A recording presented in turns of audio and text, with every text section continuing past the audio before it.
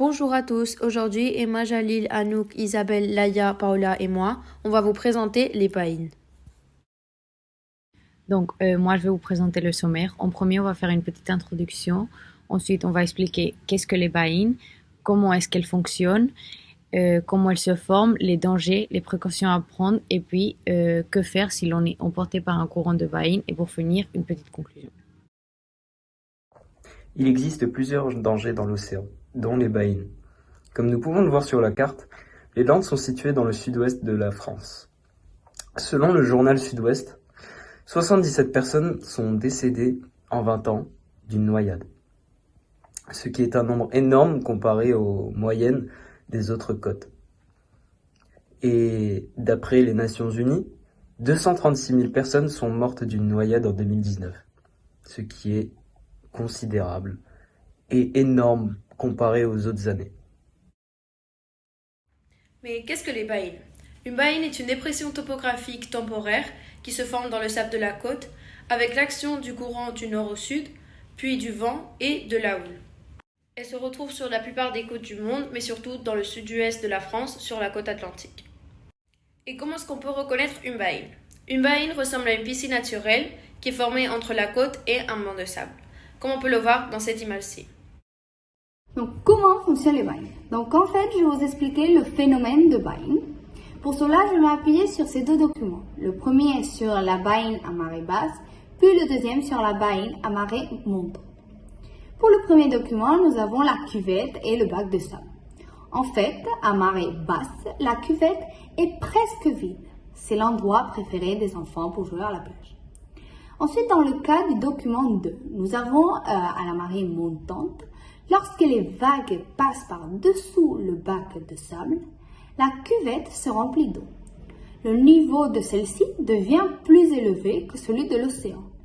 Et la baïne va se vider en donnant naissance à un courant qui peut être de différents sens. Ensuite, à la marée haute, il n'existe plus de différence de niveau entre la cuvette et le bac de sable. Le courant de baïne s'arrête. Puis enfin, dans le cas de la marée descendante, on retrouve le même phénomène jusqu'à ce que la baïne soit vide. Maintenant, je vais vous expliquer comment se forment les baïnes. Donc, les baïnes se forment sur un relief où le phénomène de marée est fort, le sable fin, le dénivelé est faible et avec une forte houle. Donc, la houle déplace le sable le long du rivage, interférant avec les courants perpendiculaires à la plage. Donc, ces courants emportent vers le large le sable de fond, creusant ainsi des cuvettes visibles à marée basse qui peuvent atteindre 100 mètres de largeur et de 4 à 5 mètres de profondeur. Et vous devez savoir que chaque baïne a une morphologie propre et un engendre différent de forme et courant. Chaque année, de nombreux baigneurs se font surprendre par des courants de baïnes sur le littoral. Parmi eux, certains ont la vie sauvée uniquement grâce à l'intervention de sauveteurs ou de surfeurs venus au secours. Car les baïnes tremblent beaucoup. À la marée basse, elles sont très appréciées par des enfants. Mais lorsque la marée recoupe la baïne, l'eau se chauffe violemment vers l'aval selon un système de vidage, comme on peut voir dans le schéma ci-dessous. Ce sont des courants de sortie des baïnes qui provoquent chaque année des noyades. Donc, maintenant, je vais vous expliquer les précautions à prendre avant de se faire emporter par une baïne. Donc, il est très important de regarder les panneaux sur la plage concernant l'état de la mer ou les conditions de la mer. Ensuite, ne pas rentrer quand il y a beaucoup de courant ou quand on n'a pas pied, puisque ça peut être dangereux. Et faire le signe qu'on nous a montré si on a besoin d'aide. Les courants de baïne sont des pièges de bord de mer qui peuvent emporter des personnes vers le large en quelques secondes.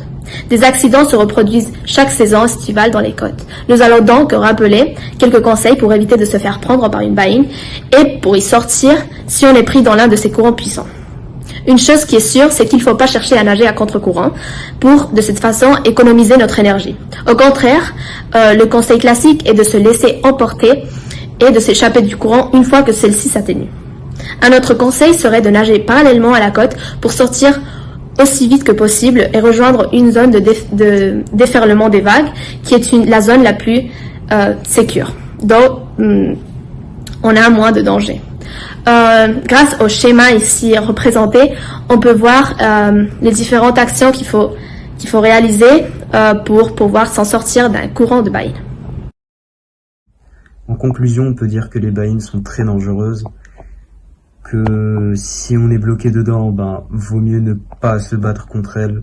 C'est super dangereux, on peut vraiment en mourir, donc il faut vraiment faire attention.